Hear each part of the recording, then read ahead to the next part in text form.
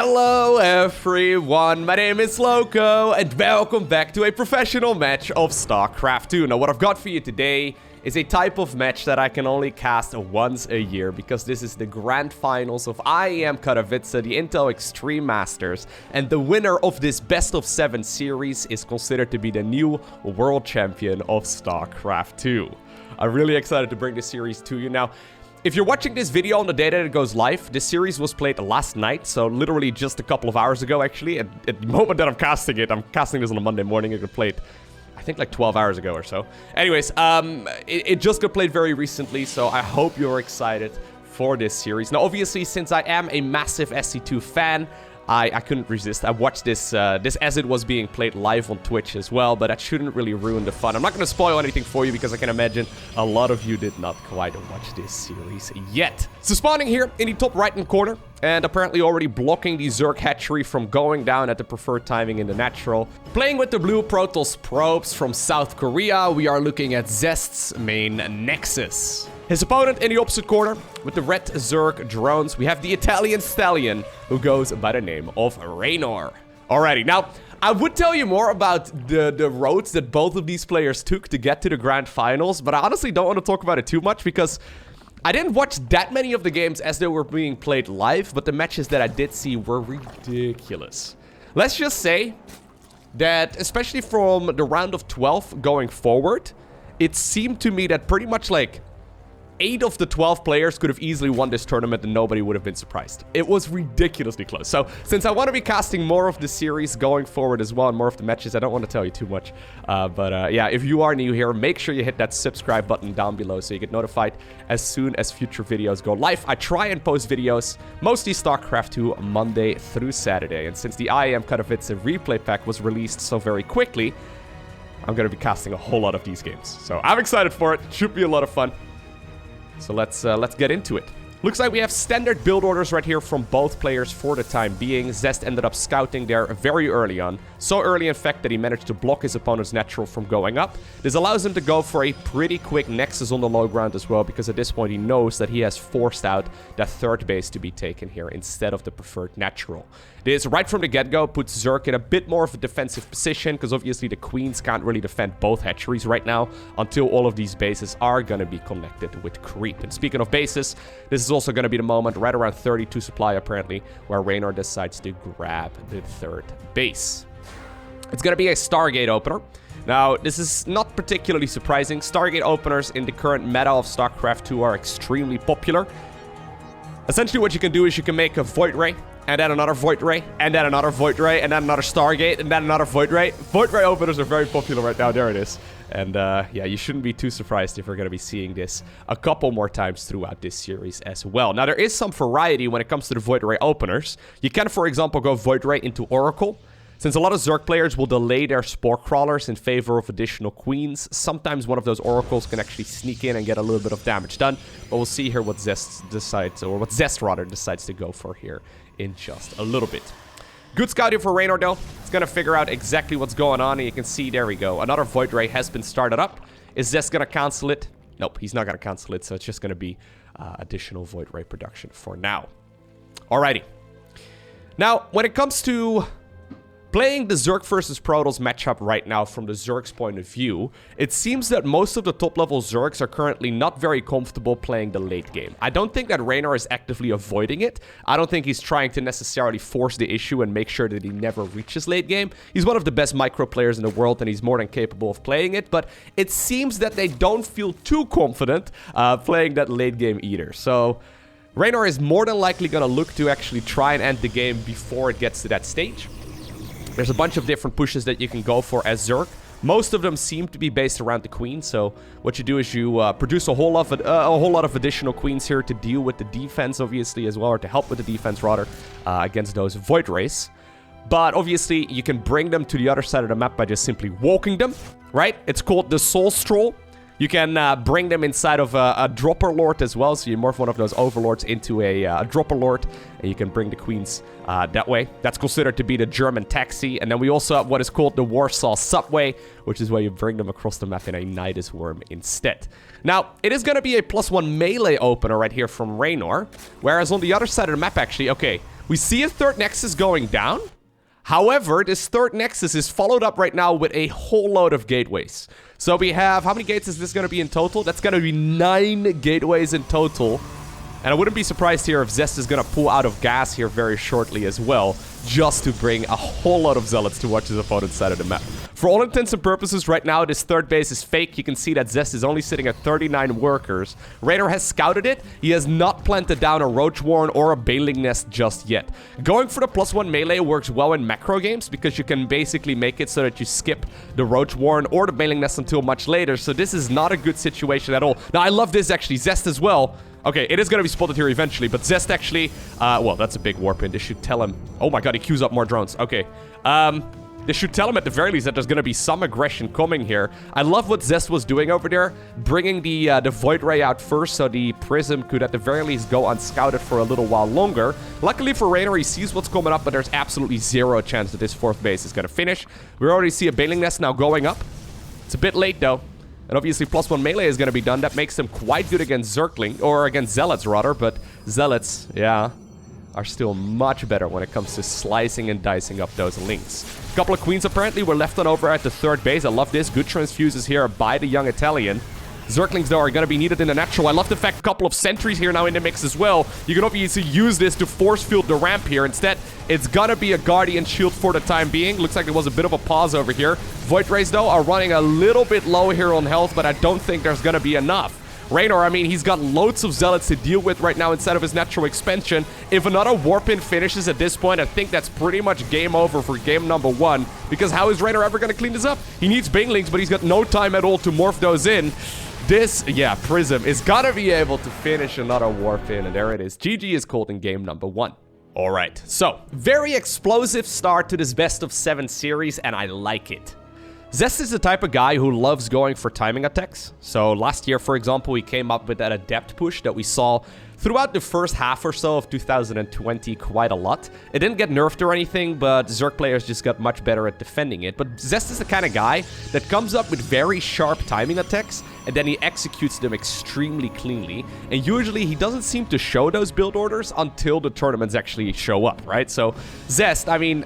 He's been playing some very exciting Protoss versus Terran as well, and I'll make sure to cast a series of that going forward too, or maybe a match or so. But basically what Zest has been doing, for example, in PvT recently, is he literally sits on like 50 probes, and he just makes tons of Zealots and tons of Stalkers. It sounds very basic and not particularly exciting at all, but it's cool because no one else is really playing like that. If you compare Zest to, say, for example, a Stats, right? A countryman of, or a fellow countryman from Korea, or for example, Showtime. Those two Protoss players love to sit back, defend for a very long time, macro up on 4 or 5 bases, and eventually they start marching across the map.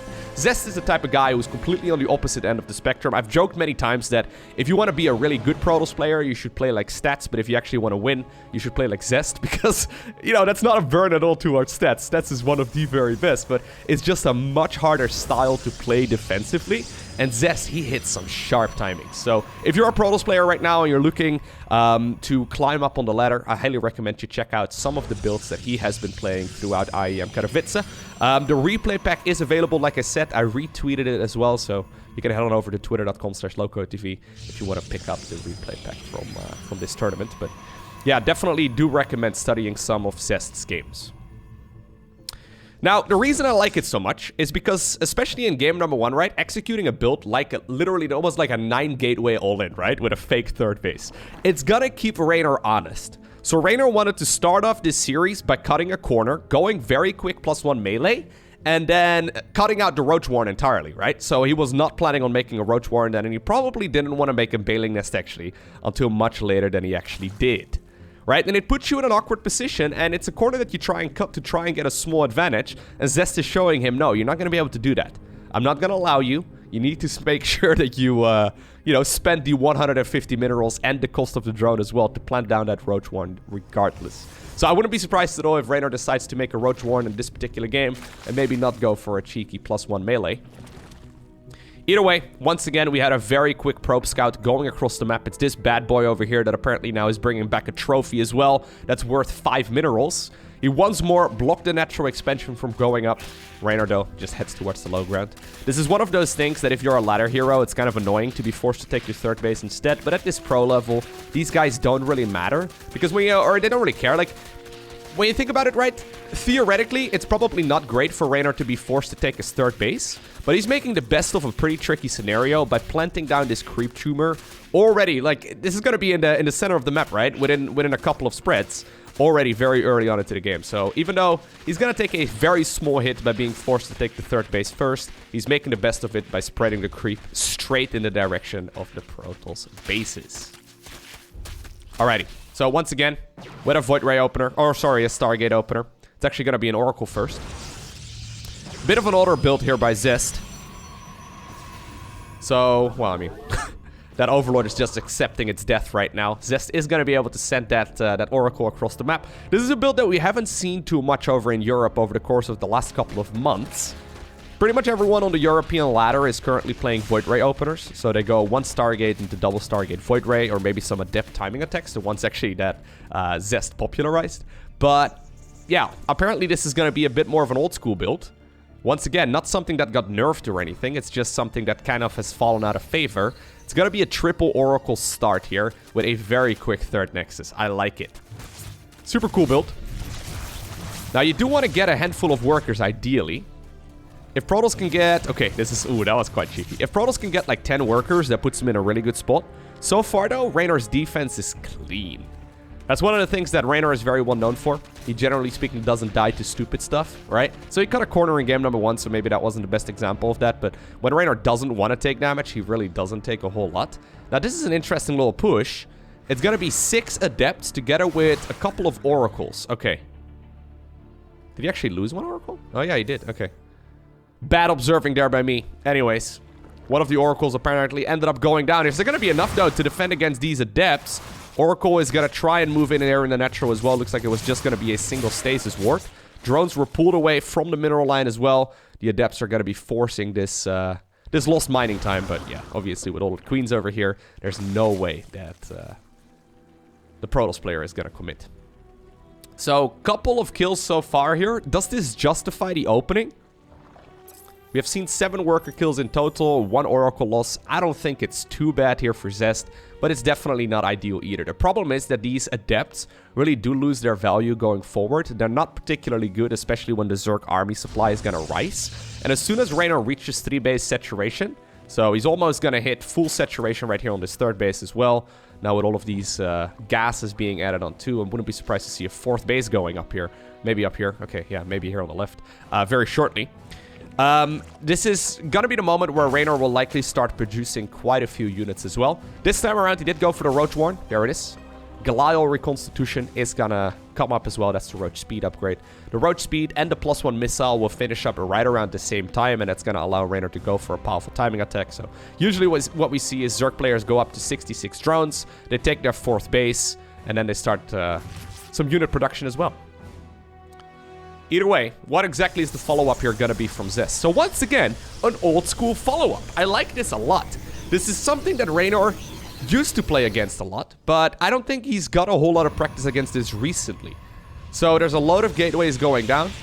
Robotics facility in the back. That Robo is a bit late, actually, compared to what we normally see. Regardless, though, this is going to be some Archon Immortal Zealot Storm, it seems. Assuming he wants to start researching Psionic Storm here in a little bit. Good scout, though, by Reynor. He's going to be able to figure out exactly what the Protoss is going for.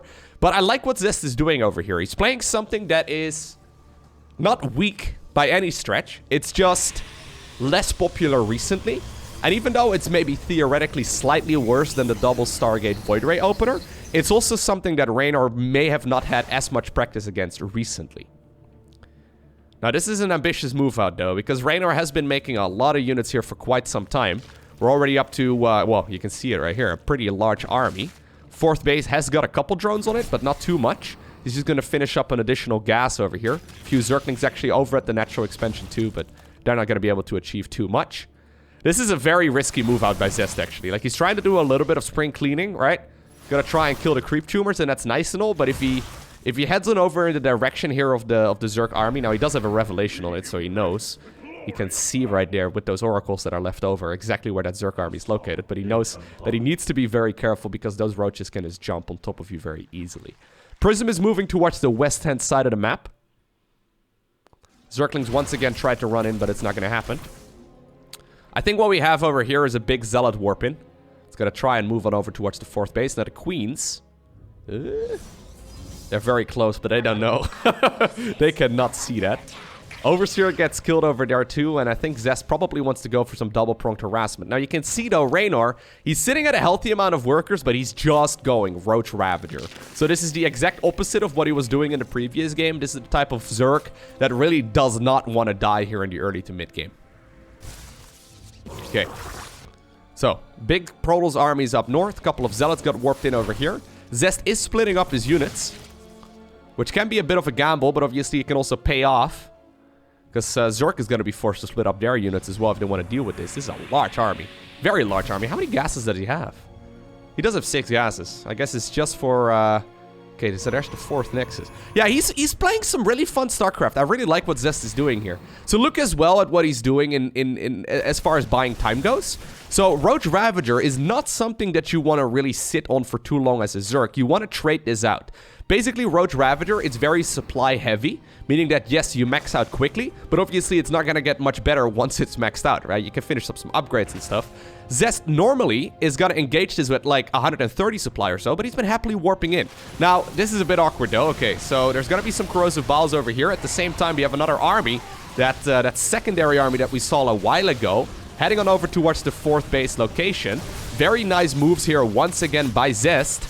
He's trying to make sure that this Zerg army is split, and even just killing the 4th would already be pretty good. Reynor is going to be forced to send a lot of drones on over here towards the left side. Good trade, though, so far here by Reynor, if he does not lose that hatchery. Okay, well, a couple Archons will probably get picked off over here, but that base is dead. And right now, I think Zest just needs to back off. All you need to do as Protoss right now is hold on to your own 4th. If you're playing 3 bases versus 4 bases, and you're the guy with 4, right? That's always going to be a good situation. Maybe he tries to get a little bit greedy, though, dealing some damage there to the hatchery here on the left side of the map, too. Yeah, I think he's losing too much. Like, he's lost a lot of units there. 46 Zealots. Good micro there by Reynor, but he doesn't have a whole lot of eco here remaining. He really needs to try and retake that 4th base. Speaking of 4th base, though, Zest has got his finished up on the low ground, but there's no shield batteries here. No shield batteries means that holding onto this expansion is going to be very hard. A couple of Stalkers over here. Maybe can go into the Prism. Yeah. Sloppy control there as well by Zest. So that 4th Nexus is definitely not going to finish. And right now, all of a sudden, the supply counts, I mean, they're basically being doubled right here by Reynor. Still no Immortal production here for, well, I mean, he's finally started up. But yeah, that's super late. And there it is. Reynor wins game number 2. Just because I think Zest overextended there for a little bit. All right, so here we go. Game number 3. It's going to take place on Death Aura. Now, of course, in a best-of-7 series, you do not have the luxury that you have in best-of-5s or in best-of-3s as a pro gamer, where you get to veto your worst maps. In a best-of-7, since there are 7 maps in the current map pool, you don't get to veto any, right? So, I don't really know exactly which maps these guys would be vetoing. At IEM Katowice in general, we did really not see Submarine being played very often at all. Very, very seldomly. Mostly by the cheesy players. They don't mind playing on Submarine, but... You know, Submarine, it may very well be coming up actually going forward here as well. Regardless, this map is fair. I don't think that this map really has any racial imbalances. But other maps may not be so great for either Protoss or for Zerg. Already though, Reynor's just simply sending this drone straight on over towards the 3rd base. I quite like that actually. He didn't even bother right there taking a natural, thinking that his opponent was going to block it anyway. So I think that was a 17 hatch right there going down. This is usually considered to be the super standard macro map. So we'll see what both players decide to go for. I think that this one, you can actually look up the stats on Liquipedia. I can have a quick little peek actually. So Liquipedia, Death Aura, LE. You can see the win-loss ratios of all of the pro games. So for the Zerg versus Protoss matchup, Zerg has 48.1% win rate on this map. So that accounts for 441 Zerg wins and 476 Protoss wins. So it's technically speaking, theoretically, slightly in favor of Protoss, but I don't think Zerg players really care about that all too much. especially not at this level. Like, the term pro gamer is loosely used as well.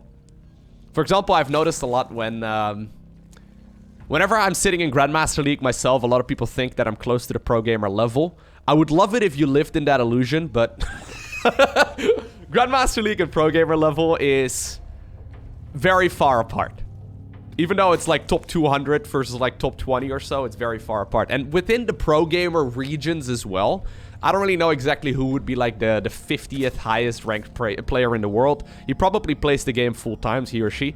But they're going to be miles apart from, for example, Reynor, right? So the reason why I bring it up is because this map is pretty good for turtle protals.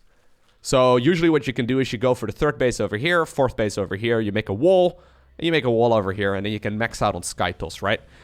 What I'm trying to say is that most of the top 50 guys will probably be struggling against a Skytles maxed out Protoss army, whereas Reynor has got a very good shot at winning against something like that. Anyways, so I'm pretty sure that's maybe why that win-loss ratio is slightly in favor of Protoss. I think actually for players of this caliber over here, for both of these, it's probably right about 50-50. So I like what Reynor is doing here. He's going to go for the Pneumatized Carapace upgrade. That's the Overlord speed. It's going to allow you to figure out exactly what it is the Protoss player is going to go for. Now, he is going to go for the Stargate opener, unsurprisingly. So let's actually talk about that for a little bit. It's one of my main critiques of the matchup. So I've ranted about this in previous videos. I think it's a little bit one-dimensional, so you don't really have that much variety. So, okay, let's actually talk about it, right? So when you finish up the Cybercore, so you go Pylon, you go Gateway, Nexus, Cybercore. After the Cybercore is done, you can go either Stargate, you can go Twilight Council, or you can go Robo, right? The thing is, if you go for, I think the most macro-focused variant of Twilight or Robo is probably Archon drops. So you can go like High Templar into Archon drops or Dark Templar into Archon drops. The thing is, all of the Twilight-based openers and all of the Robo-based openers for Protoss pretty much all seem to go towards an all-in, right? Or at least it feels a lot more all-in-y. Whereas if you go for a Stargate opener, not only can you quite easily secure your own third base using those Void Rays, you could also put on pressure with, for example, one of those Oracles, right? And it's great for Protoss because, you know, it's just good. It's just much better if you want to play a macro build. It seems to me that every single time right now that I see a Twilight or a Robo-based opener, it leads towards an all-in where the third base is just either fake or non-existent. So even though it's one of my main critiques, I highly recommend actually playing these builds if you are a Protoss player because it's just simply the best. Second Stargate is coming up. I don't think Reynor... No, he didn't get vision of that. Doesn't really matter all too much. But I think the double Stargate Void Ray openers are just simply very good. They have very little weakness. And in general, they're just, you know, strong and steady and very powerful. So there's another Overlord here. Trying to suicide itself in there. It wants to know exactly what this Protoss player is going for. It will be greeted here by one of those Void Rays. But he's going to see the second Stargate. And the fact that his opponent is making Void Rays here. Okay. So with this, I mean, we'll likely see more passivity coming right now out of Reynor. Although Brenda, Karen, and Margaret apparently have a bit of a different plan.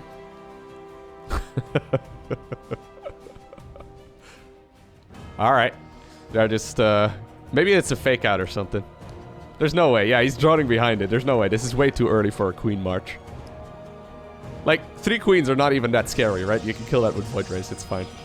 Already a shield battery has been set up, so this will actually be scouted right now by Zest. Zest sees this. Continues pro production. Yeah, he doesn't care. Doesn't chrono boost anything more than... Yeah, no. Yeah, so this is my main critique, I guess, of this matchup right now. This is how most of the games seem to go at this point. And it's just a bit... It's just a bit boring, right? I mean, maybe you disagree. I mean, considering it's only been this game so far in this series, maybe it's fine, right? But at least if you play on the ladder, this is where the majority of the games go. And it's just, you know, like literally the same game every single time. Anyhow, can't blame the pros for that, though. I like this. So, I believe I saw a Spore Crawler.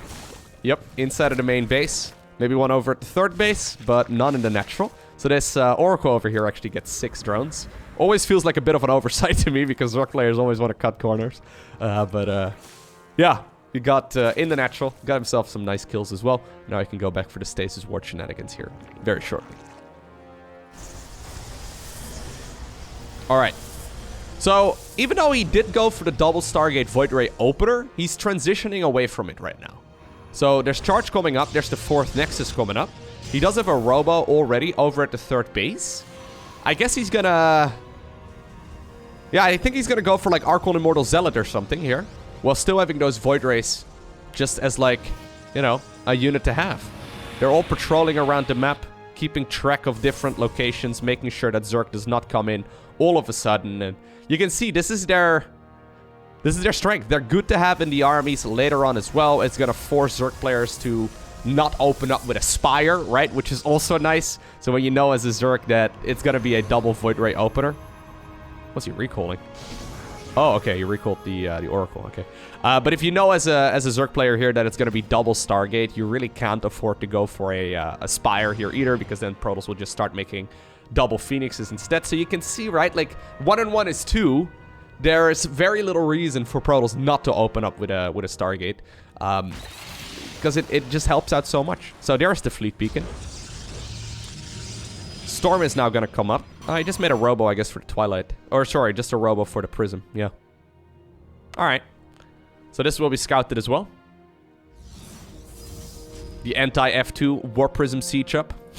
I think the Queens must have been spotted over there, so... Yeah, a couple more Spores are gonna come up as well to prevent Warpins inside of the main base. And this is what I expected for my Protoss versus Zerg. 5th base is gonna come up here. For the Zerg player. Reynor's now sitting at 86 workers. Pretty happy right now on the bases that he's got, right? He's got a good eco. He's gonna go for the Lurker style. So he's got the Hive done. He's gonna go for Lurkers. So, the other thing, right? When you, like I said, right? When you open up with the double Stargate, you're essentially forcing Zerg to either go for a Queen-based push, or if they want to play Macro, they have to go Hydras. Because, you know, Corruptors just don't do it against, you know, Void Rays. It works well as a late-game switch, but not really as a mid-game transition. So, yeah, you're forcing out Hydras, and Hydras just get absolutely trashed again by Storm and Zealots, right? So, anyways, this is a push that I do really like, actually, from Reynor. I believe it was Lambo that made a video about this very recently. So check out Lambo's YouTube channel. I think it's this push anyway. So, it's a Queen Lurker-based aggression. So, essentially what you can do is you can hit right before... Ooh. Right before carrier numbers are coming out. So, the Queens are going to be joined in right now, too. The Queens can essentially transfuse the Lurkers back up to full. So, Lurkers have 200 health. And Queens can obviously transfuse them for a long time. High Templar deal 80 damage with Storm. So, while High Templar are really good, obviously, right here when it comes to dealing with the Hydras, they can't get close because of the Lurkers right now in the Queens. So, look at this beautiful zoning over here. There's actually a full wall off over here, actually, by both... Yeah, by both walls. So, yeah, he's going to have to destroy one of his own gates. Fair enough. And I like this a lot here for Reynor. Essentially, what he's doing is he's just going for a timing attack right now, even though it's a close to maxed out push. That Prism over here is not really helping out a whole lot. Couple of Zealots are not going in for the counterattack, which I do think is good, because the Zealots aren't going to be able to just, you know, fight these Lurkers straight up. Battery Overcharge has been utilized. Couple reinforcing Roaches are going to be... needed to deal with these Zealots over here, but they will be cleaned up. This is a wonderful attack. Now, there is a carrier route at this point. It's going to take a little while before it builds up all of those interceptor ships. So Reynor is going for the slowest of pushes. Queens and Lurkers towards the 4th base of the Protoss.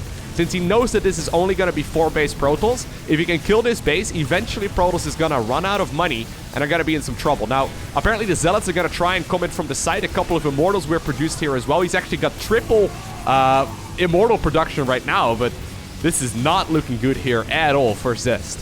Some may say that Zest is best, but that 4th base is now gone, and... well, there it is. GG is just cool. Okay, beautiful timing attack right there by Reynor. If you're a Zerg player and you're struggling against Stargate-based Turtle, this is what you should consider doing. That was very nice. Alright, so next up, we find ourselves on the least played map. In the current map pool, we have ourselves a game on Submarine. I think one of the reasons why... well, actually, no one seems to enjoy this map too much. I can actually look up the win-loss ratio for this map as well. Hold up. Submarine. So Submarine, 56% in favor of Terran and Terran versus Zerg. 52% in favor of Zerg in Zerg versus Protoss. And what is that? 59% in favor of Terran versus Protoss. So I guess this is a good map for Terran, huh? Anyways, I think one of the reasons why that is because of the fact that you expand towards your opponent. Which is just never... Oh, okay. That's never really a great idea, unless you're Terran, right? And you can make a planetary over here and just push straight across. It's a pretty short little distance. Anyways, a fun little opener right here from Reynor. He decides to go for a 16 pool. Zest right now figures out that that drone that was moving on over in that direction was fake. Reynor really wants to grab the natural here instead, though. Okay. So Zest is just gonna double check that it wasn't this low ground base either. You never know with those European guys, right? They like their weird expansion layouts, but no. It's just gonna be a pool first. Couple Zerglings here. And then a hatchery on the low ground. Now, what I like about this for Reynor... Okay, well, at this point, Zest will figure it out. On this map, 12 pool is very popular in the Zerg versus Protoss matchup. So basically, Zerg doesn't make anything at the beginning of the game. They just go straight into a bunch of links. This is going to be a variety on that theme. So that was basically, I think, a 16 pool and then like a 17 hatch and then a bunch of Zerglings as a follow-up. Then a gas as a follow-up and then also a queen. It's just going to be 6 links here in total, but it's going to force a response out of Zest. Now, I like what Zest is doing here. He's not overreacting. Weaker Protoss players may think of this as something that Zerg is going to commit a lot to. It's really just going to be a couple of Zerglings. I mean, we know that, obviously. Zest doesn't. But you could go for a second gateway here, which I think would probably put you behind. So what he'll probably do is finish off the wall off. Maybe as the Zerglings arrive? I mean, he doesn't really need to, I don't think. But anyways. It's going to be an Adept right now as well. Yeah, he doesn't have the money for it. It's going to be an Adept right now as a follow-up as well. So you can see that Zest is slightly unpracticed when it comes to dealing with this this kind of aggression. He probably should have delayed the second gas. So he could have gone for the wall off over there at the front. Anyways, a couple of links have flooded into the main base. I don't suspect that these are going to be able to do too much. Yeah, perfect control. Perfect control right there by Zest. The Adept was already peeking into the main, but it's not going to be needed. And even though... Even though that seemed like a scary opener there from the Zerg player, this was very, very nicely defended. Resources lost, basically 0. I mean, there's a little bit of lost mining time, but basically 0. Nicely done. Now, the Adept needs to go. Okay, I was going to say, it's just waiting for its buddy. Going across the map right now. It's going to be a Twilight opener. Okay, so... As I tried pointing out in the previous game, or the previous map, this usually leads to a variety of an all-in. Now, you can go for a macro-focused style as well. And I think that may actually be what we see, because this is super late. That Twilight Council, after that Zergling shenanigans, is like a good 30 seconds later or so. So normally, I mean, I know I've been talking specifics quite a lot so far in this cast, but... Normally, if you want to go for a Twilight Council opener, you want to use it as a timing attack, you go for the Cyber Core, and then you insta-plant down the Twilight Council. Okay, so it's going to be a Dark Shrine here, together with a Robo facility as well in the natural. So what this will likely be is a 4-gateway, like a 4-gateway-based push. So 4 gateways, and then 4 Dark Templar, and then if that doesn't work, you go for the Archon drop. Yeah, so this is a relatively safe way of playing. Since this map has a shorter distance between the different bases. I still like Stargate base openers on a map like this, but if you're gonna bring out a strategy along these lines, I do like to see it on this map.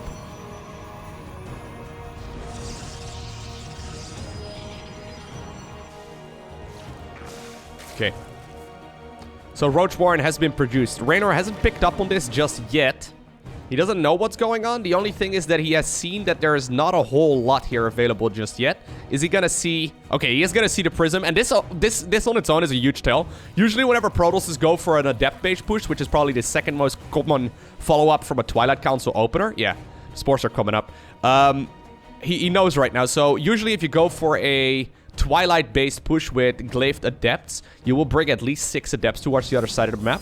So you can obviously fit in 4 of these Adepts into the Prism, but, you know, if you're bringing 6, you just have more, right? So, already, Reynor knew at the very least that this was an option. So the Dark Templar Hill will be countered over at the 3rd base. There's a couple of perfect defense. Couple of adepts here that tried to shade into the natural, but that was absolutely flawless right there by the young Italian. Makes it look so easy, but half of us probably would have lost an entire mineral line worth right now. It's so easy. So right now, ooh, Zerglings actually can be used over on the other side of the map as well. Not gonna be quite enough here to kill the third, I don't think. I could have killed the Zealot, but I actually think he could have probably continued harassing there for a little bit longer. Probably busy, though, dealing with the Prism here. Yeah, very nice defense so far. One drone. That was the first drone kill just now. Oh, so clean. So Archons obviously... Oh, very clean. Archons obviously have basically no life. They have no life, but they have loads of shields. So as long as you put them back inside of the Prism, they will regenerate the shields over time. Just like every other Protoss unit. And it's nice because, well, I mean, you can use them for harassment quite nicely. So this is one of those builds that never got nerfed. It was very popular. Like, this was the go-to build for a long time in Protoss versus Zerg. I especially love the, like, the Observer follow-up, actually, slowing down the creep spread.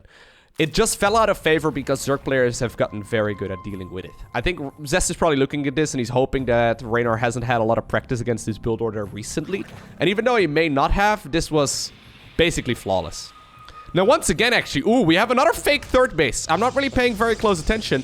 We have 8 gateways here in total for Zest. He is ready to go for another all-in. Reynor, though, is only at 60... Oh, he actually has 63 drones. That's quite a lot of workers. Will he be able to pump out enough units to actually deal with this massive Protoss army? Never sleep on these Immortals, right? So Immortals, they 3-shot roaches, and it's mostly going to be roaches. Good force fields for now. Really nicely done here by Zest. He slices off part of his army, but this is, for all intents and purposes, an all-in. Good popping right there off the force field as well. If you can kill the Prism, that's basically game over, but it's going to be difficult to get there. I'm looking at this, though, and this doesn't look too menacing anymore, right? So it's triple Immortal right now, a fake third Nexus. Yeah, he's trying to play mind games on Reynor, but Reynor's not falling for it anymore. He was probably hoping that Zerg looked at that third base and thought, okay, I can safely go for a fourth right now of my own. It's not happening, Reynor. Or Zest. Good control here, by the way. The juggles here are very good, but... So what do you do right now as a Zerg? Well, you don't have to push. You can just, like, sit here, make a fourth base, and just play as normal, right? You can just go in for another hit when you're maxed out again.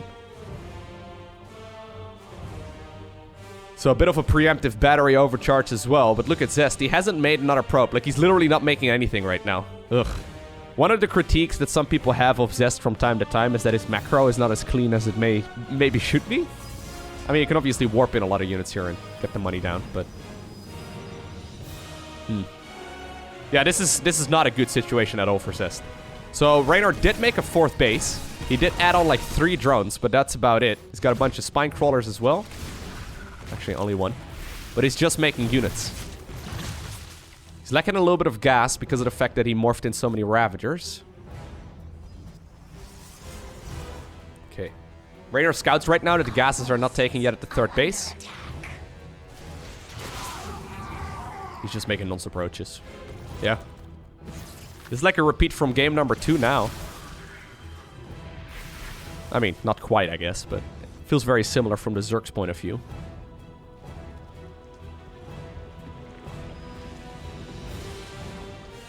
There we go. A couple of roaches are going in for the counterattack. Okay. So, Reynor is anticipating here what Zest is trying to do is just buy time, right? So, if Zest can max out off of 46 drones, or probes, or whatever, he's gonna have a load of army, right? So, Reynor is forcing the issue right now, making sure that there's gonna be a forced engagement. This is a really clean push, actually, by Reynor. He maxed out, he split off a couple of units, and right now he's hitting his opponent at 2 different bases at once. I really like this. Couple of links stream into the main base. They probably won't get too much damage done, but it's just gonna, once again, make Zest more and more uncomfortable. If Zest would have been allowed to sit back, and I've been in this scenario as a Zerg many times myself, where you're very far ahead, but you max out a Roach Ravager, and then Protoss never actually fights you. If Zest would have been allowed to sit back there for a long time, he could just max out, right? Like, the long time being like 2 minutes. He could just max out, and then he's got a massive army, and then Zerg can't win anymore. So, moves right here by Reynor. I like it.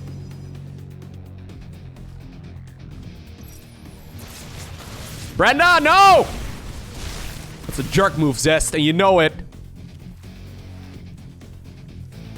There's still a good amount of force fields available. You gotta be so careful. Okay. Fourth hatchery has finished up.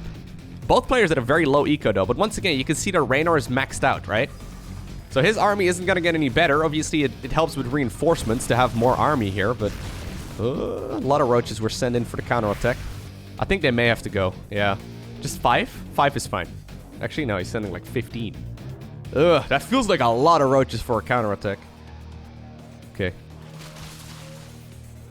So he's gonna just walk into his opponent's natural expansion. Obviously... Oh, good force field! Beautiful force field right there by Zest! Slices off like a good chunk of supply there, although he walks over his own force fields. That's a bit sloppy. The force fields themselves were beautiful until the roaches got freed right there by the Archons, which is a bit silly.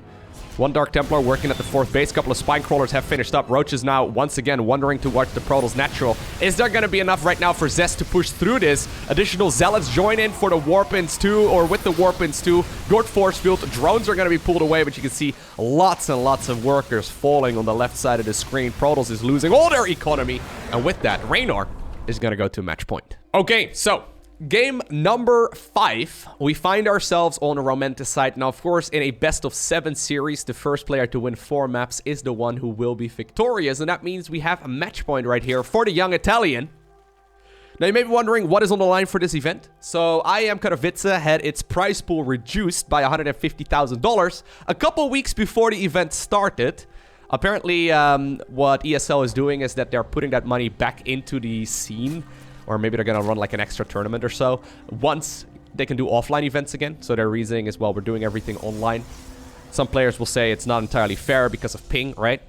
Doesn't seem like a big deal, but Reynor versus Zest, I mean, that's Europe versus South Korea. It's taking place probably on the North American server. So they're probably taking change, or they're either playing on like NA West or NA Central. But obviously that's still like 150 to 200 ping or so for either, or for both of these, which is quite significant. So... I mean, it's it's 150 milliseconds, okay? It's a very small amount when you actually think about it. But for StarCraft, I mean, it can make the difference between winning and losing. So for these two players, sadly, the prize pool did get reduced. But the first place prize is $65,400, and the second place prize is $32,900, which is nothing to scoff at. Although I'm sure that both of these would have, you know, much rather had like $100,000 for the first place prize, which I think is what it originally was. Obviously, secondly, though, you also get to have the title of World Champion of StarCraft 2, right? And that's, besides the money, probably much more important. I mean, the money is nice and all, don't get me wrong, but both of these, I mean, they're video game players. I've talked to many professional gamers over the years. They will maybe upgrade their computer, right? And that's about it. Like, they will spend like 5K and get like a sick maxed out PC, and that's, you know, the rest of the money goes to the bank, right? So I think if I were to make a guess anyway, I think both of these probably prefer the title of World Champion over the prize money, although the prize money is nice, obviously, right? That will come in handy at some point in life, maybe. Obviously, though, I mean, this is also a very important thing. I mean, obviously, I say obviously, it's not obvious at all. One thing that Reynor said in one of the pre-game interviews is that since he's always rapping whenever he's on camera, like he's always listening to Italian rap music when the games are being played, so whenever there's like a player cam, he's always going wild. He said that he would share his playlist if he is the World Champion of StarCraft 2, so I mean... oh! I mean, that's pretty exciting, right? We can listen to Italian rap music, which would be cool. I have never listened to any Italian rap music, so, I mean, that's something. Guys, you may be surprised, but it's gonna be a Stargate opener. What? No way, Lowko, I couldn't believe it. Right. Overlord Speed opener here once again as well from Reynor. We're on Romanticide. Pretty good map overall. I don't think there's really any significant imbalances on this map. Especially not for Zerg versus Protoss, I don't think. It can be kind of difficult for Protoss to secure this base down below. But usually once you have this base, you can take the 5th relatively easily, so... yeah, don't really expect Zest to have too much trouble here. We haven't really seen an epic long macro game just yet, mostly because Reynor seems to be actively avoiding it. Doesn't want to be playing against those carriers and whatnot, right? Zest has been trying, but Reynor's been killing him before he can reach that stage. So it's going to be an Oracle after the Void Ray. Once again, Overlord Speed has been utilized. So Reynor might be able to get a scout here, but... One thing that Zerg players used to do back in the day whenever they would play against the Stargate opener, since it could be an Oracle first, they would go 3.5 minutes Spore Crawlers, right? So the Spore Crawler is the cost of the drone and then also 75 additional minerals. What players do instead right now, this is once again a very minute detail, but what Zerg players do now instead, if they see that it's a Void Ray first, rather than going for the Spore Crawlers right away, they will take 2 additional Queens. And the Queens are basically like mobile Spore Crawlers when you think about it, right? So... Reynor's going to lose this OV as well. Sadly for him, he won't find where the Stargate is. Usually it's going to be close to where the Nexus is planted down. But anyways, the Oracle over here, maybe it can get a little bit of work done. But since there are quite a few Queens available here, it's not going to be too much. Yeah.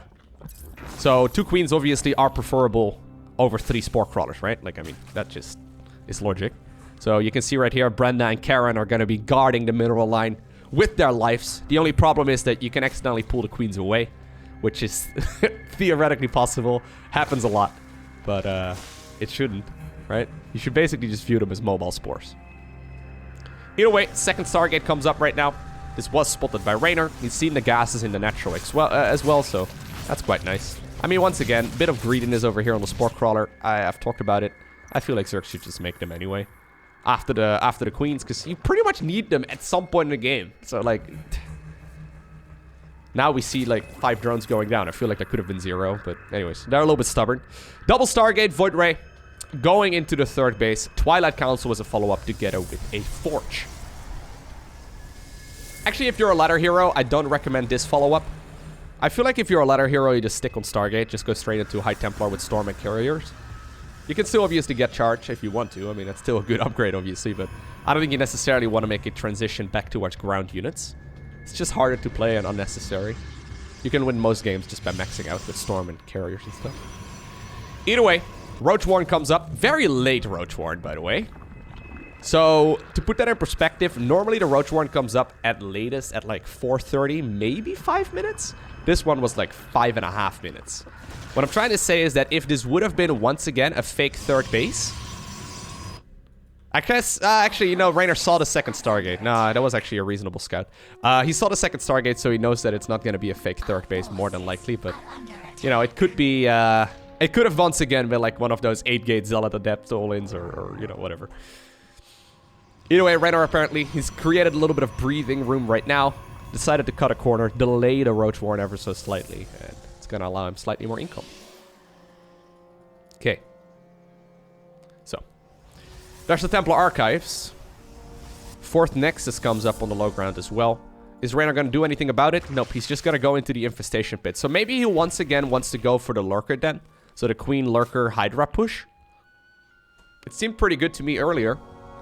This is apparently like a relatively new build orders that Zergs have only been playing recently. So I'm not... Oh, he actually also... Wow. Okay, I didn't realize that he skipped Link Speed for so long.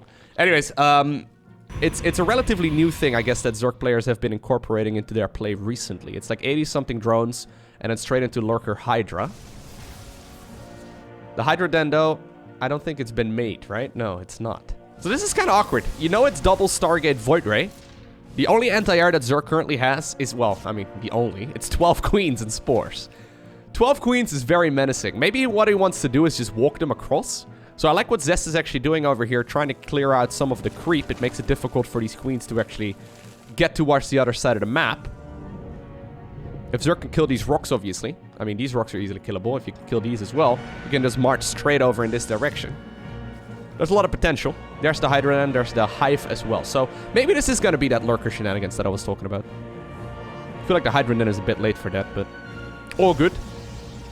Storm is going to finish up. Fleet Beacon once again comes up here as well for Zest. Zest is playing a dangerous game, though, because he did this exact build on Death Aura, and it did not go well for him. So we'll see what ends up going down here in this particular game. Reynor is relentless with his scouting, so he knows exactly what it is that his opponent is going for. He's not seen the Fleet Beacon yet, but he'll probably run over there in just a second. There we go. You'll probably see it here. Which is going to give him all the intel that he needs. There's the Hydra production. There's the Lurker then coming up as well. And I wouldn't be surprised if, once again, Brenda and the girls start walking across the map here very shortly. They've been tagged a bunch of times, but I think that this is once again going to be a Lurker Hydra-based push. The only downside over here for Zerk is that I think he forgot the Hydra Den, or at least he delayed it for some reason. And now the Lurker Den is not going to immediately be able to go into its upgrades. So without the burrow speed upgrade and the ranged upgrade, those Lurkers are not nearly as potent. And I think by the time that those upgrades are done, carriers are going to be on the map as well, which is wonderful for Zest. I mean, obviously, as a fan of StarCraft, I want this to go to game number 7, right? Like, I know some people think I'm biased whenever I'm casting games. I mean, I try not to be, right? Obviously, I have a preference for different pro gamers as well. I've talked to Reynor many times, and he's a super nice guy. Plus, he recently told me that I'm a god at StarCraft, right? So, I mean, I gotta take that into the equation as well, even if it was completely tongue-in-cheek. I'll take the compliment. No, but, you know, as a fan of StarCraft, I want every series, especially Grand Finals, to go towards game number 7, so forgive me if I'm cheering here a little bit for Zest. Yeah, yeah, he's gonna have carriers, right? He's gonna have +1 out as well. This +1 starts up very late. I wish that Protoss players started that one a little bit quicker. Anyways, here we go. Reynor's ready to apparently go for the move out. This doesn't look nearly as menacing as it did in the previous game, though, does it? I mean, remember, right? This push is like... It's late. Remember in the last game on Death Aura, we saw a similar push like this, and it hit right before the first carrier was out. Like, the carrier was still producing at that point. We now are going to have 4 carriers by the time that this push is going to be even close to the base. Still feel like this +1 should be done, but anyways. Good transfuses there as well. I love it. I actually think transfuses are probably better here than storms. There you go. Good storm once again, though. Storm is obviously still good. Don't get me wrong. 3rd Stargate comes up. Couple probes here will be killed. The Roach is going in for counterattack. The Spine's over here, by the way, helping the Zerg player out as well. Reynor does have a pretty good bank, but he's slowly moving forward, right? So he's finally going to be able to get both of the upgrades here for the Lurkers as well, which is good. Lurkers decide to inch forward. They have their ranged upgrades, so those Archons and Immortals have to back off. Once again, a good storm lands there on Brenda and the girls, but they're mostly out of energy at this point. 5th base got killed. Roach is coming in from the top section of the map. I feel like this is fine, though, for Zest. Yeah. I mean, once all of the anti-air is gone, then obviously he's losing a couple probes over here. But obviously when all the anti-air is gone, right, Zerg can just be overwhelmed here relatively easily. Revelation still being utilized as well. Those oracles that we saw earlier, super nice. Zealots apparently ran into the 3rd base here of the Zerg player too. The Spine Crawlers are gone. And at this point, it's just going to be carriers left over. There's a Spire coming up here for Zerg, so Reynor wants to go into the late game. He actually cancels the Spire and just goes full into Hydras. Okay. Cancels the Spire, I think, in favor of just more units. Base in the center has been acquired. He's going to finish up the +3 upgrade here very shortly. Now notice how passively Zest is playing this. Ugh. As a ladder hero myself, this is so painful to watch because he's done literally nothing the whole game, it feels. But anyways, he's done a very good job defending. Battery overcharge is going to be on cooldown for just a little while longer, but he's going to have energy here very shortly for it. Is there going to be enough, though, for Zerg to run over this?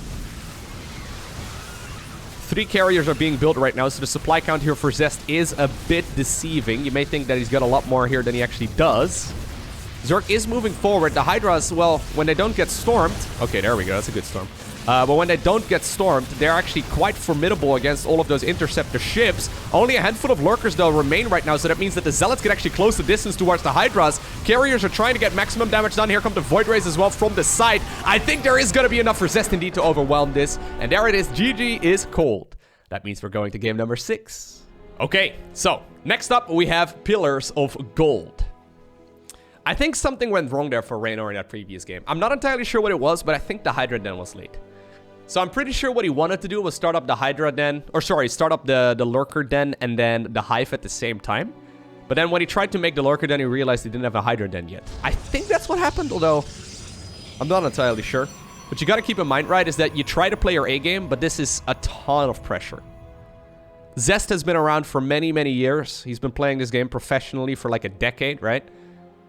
Reynor, though, is still relatively new. I mean, Reynor is only 18 years old, right? He's been playing the game, well, for many years. Literally the majority of his life, I'm pretty sure, but it's different than playing a good old casual ladder match, right? When you know there's so much money on the line, the title of World Champion of StarCraft, it's easy to accidentally make a mistake. Even when you don't want it to happen, it happens. Okay, so, bit of a theme so far in this game, right? Third base has been taken over, the natural. Alright. Protoss scouting out exactly what's going on. He confirmed the fact that the third base was taken, which means that he can go for the supply, or rather the 20 supply nexus here. So, usually if you see that it's going to be a pool first, you go 20 supply cybercore and then nexus. But in this situation, you cut probe production at 20. There you go, 20 supply nexus and then 20 supply cybercore here at the front as well. It's the standard thing to do. It's one of the reasons why a probe scout is so important. I still see a lot of players on the ladder not probe scouting in this matchup. It's so critical. So if you don't probe scout right and you just cross your fingers and hope that your opponent went hatch first, you would just die to any pool first aggression, you know, with a nexus at 20 supply. It's just such a gamble, completely unnecessary, but hey, I'm just giving you little tips here and there. I'm hoping to improve your gameplay as well. Maybe we have the future World Champion of StarCraft 2 watching my channel at this point, you know? You never know. Maybe there's someone out there right now who's very good at this game. Or wants to be. Maybe these things can help you out. Either way, I'm slowly becoming a coach. Ooh, okay. A little bit of cheekiness there. So, I mean, Reynor sees this, right? I don't know if he did. Okay, so let me try and explain what happened there for a little bit. Normally, if you want to go Stargate first, you go Warp Gate upgrade after starting up the Stargate. What Zest did over there is that he saw the Overlord scooting in, he started the Warp Gate upgrade, made sure that Reynor saw it with the Overlord, cancelled the Warp Gate upgrade, then went Stargate, and then when Reynor looked back again, the Warp Gate upgrade once again did start up. The thing is, I don't know if Reynor picked up on this, but he may very well be putting Zest at this point on a Twilight or a Robo opener. It's small things, doesn't matter too much, but I do think it's worth pointing out. Technically speaking, theoretically, Reynor had perfect vision there, but obviously he can only look at one thing at one time. He is going to go for the Overlord speed upgrade once again, though, so I don't think a whole lot is going to be hidden. He's also going to see the Void right here in a second, so probably shouldn't be all too impactful, but yeah. Yeah, I don't think it's going to matter. Nah, it's not going to matter. Although, you know what? Maybe. Okay. So this Overlord is flying away for its life. Void Rays are faster than Overlords. At least when they don't use the Prismatic Alignment upgrade. Oracle once again as a follow-up. Reynor not adding on additional queens for the time being.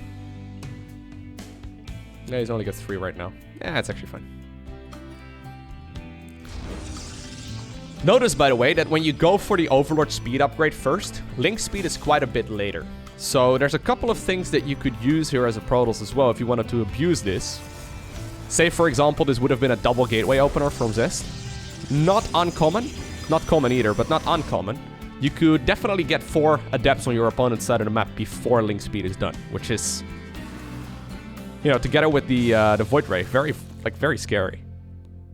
It's not happening in this game, but still worth pointing out. Once again, so you can see right now Zest has, you know, he's got his opponent on map score, right?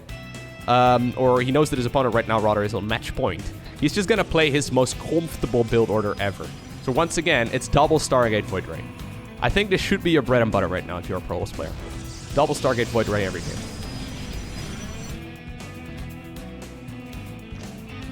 Lair starts up once again, second gas comes up. Yep. We've seen this. Copy-paste of the previous games. Twilight Council, and then apparently a Forge. Wow. So how many Void Rays does he make in total? It's about a 5-minute Twilight and Forge. Feels a bit early to me. Very quick third bases as well, by the way. So usually, I think another reason why we don't really see any other openers than this anymore from Protoss is that usually Protosses didn't feel confident to take their third base at the 5-minute mark. Zest now already at the 5-minute mark had that third base done, right? So, I mean, I'm trying to sell you on the Stargate opener, I guess. I'm a Stargate opener salesman. It's just a fantastic build. There's the charge upgrade and the +1 ground upgrade as well. +1 melee, that is. Or, well, I guess the ground 1 weapons, or +1 ground weapons. There we go. 3rd time's the charm. Roach Warren comes up very late once again, but it's because Reynor once more scouted that it was going to be a double Stargate opener. So apparently you can delay your Roach Warren until like 5.5 minutes here. Quite nicely. So you'd imagine right now, what's the purpose, right? Like, I wonder then, why did you even go for a lair? So the lair was made, but he hasn't... I guess it's just an Overseer Scout? Is that literally all you need the lair for? There's no Hydro Den, no Roach Speed. I guess just the Overseer Scout, I guess, is good. Especially when you go for the Overlord Speed upgrade pretty early on. These guys are not going to be stopped. Ooh, okay. Now this is going to be a big scout. We're at 2 gateways right now. There's 7 more coming up here for Zest. I do not know if I like this follow-up from Zest, because obviously Reynor is going to scout this. I feel like I called Reynor Cero at some point in this cast. Did I? I do not know. I mean, you don't have to transition here from an all-in or to an all-in if you're Protoss. But you don't really want to just make 9 gateways and just, you know, have them sitting looking pretty inside of your base. Cancels the Spore. Come on, man. Really? Alright. Yeah, so Reynor is just checking here what's going on. If any of those gates got cancelled, nothing did. He sees that the Storm upgrade has started up here, so that's at least a tell that there's gonna be High Templar. It's just gonna be a 4th base. Okay. So I think maybe Zest was planning on going for an all-in, but then I realized, it's got scouted right away. Don't think it's necessary.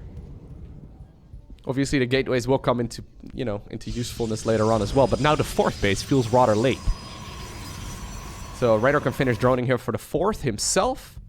He's getting himself the Roach Speed upgrade too, which also feels very late to me, by the way. Like, this Roach Speed upgrade is incredibly late. He's gonna be maxed out before the Roach Speed upgrade finishes up. Yeah, I think some nerfs are getting into this game. Wouldn't be surprised. Anyways. Reynor is ready to put his eggs in one basket. We're seeing 12 Queens, 14 Ravagers, 25 Roaches. Here's the Queen push. The Queen push for $65,000. The Queen push for the World Championship Series. The Queen push for the Reynor playlist. Most importantly, the playlist. Good oh, really good feedbacks, actually. Nicely done. It's gonna reduce the transfusion energy. There's a couple of Immortals right now on the ground as well, which is just fantastic here for Zest. He does have a shield battery, but it's actually really far back. Reasonable corrosive biles coming out so far. You can see the transfuse energy is super needed because Reynor is just trying to power through this. He's just following this up with loads and loads of units. At the same time, though, his 3rd base was in a lot of trouble. He's losing drones at home. Zealots were warped in. And even though they may have been needed at home, apparently Zest decided better. As long as he can keep the Immortals alive, I guess it's fine. Speaking of which, he loses 1. May end up losing a 2nd one as well. Void Rays are still available. They're picking off a lot of those Queens. The Zealots, though, eventually got cleaned up at home, but 13 drones ended up going down. Reynor, at this point, overwhelming his opponent when it comes to the supply count, but he doesn't have enough army here at the front to actually deal with all of these units. This one Void Ray actually is going to force, I guess, more Queens towards the front. Or I guess he can get a lucky Corrosive Bile, but... yeah, it's just going to be more and more units right now. Reynor is smelling blood in the water. He wants to finish off this series right here, right now. He wants to become the World Champion of StarCraft 2. Does Zest have enough to hold on at this point? He's going to try and break through this 3rd base. Killing the 3rd base is basically game over. Like, you need the 3rd base if you're a Protoss player, because at that point, your eco is just going to be absolutely demolished. Reynor's going after the final pylons over here, and that means that the Robo facility is going to be powered down. GG is called. And just like that, Reynor is your new World Champion of StarCraft 2. Incredible run by Reynor. I mean, let's just say that Reynor had the most ridiculous route through, like, the strongest players in the world to make it to the finals. And all of the series were insanely close. Now, of course, I know what you're wondering. Loko, where's the playlist?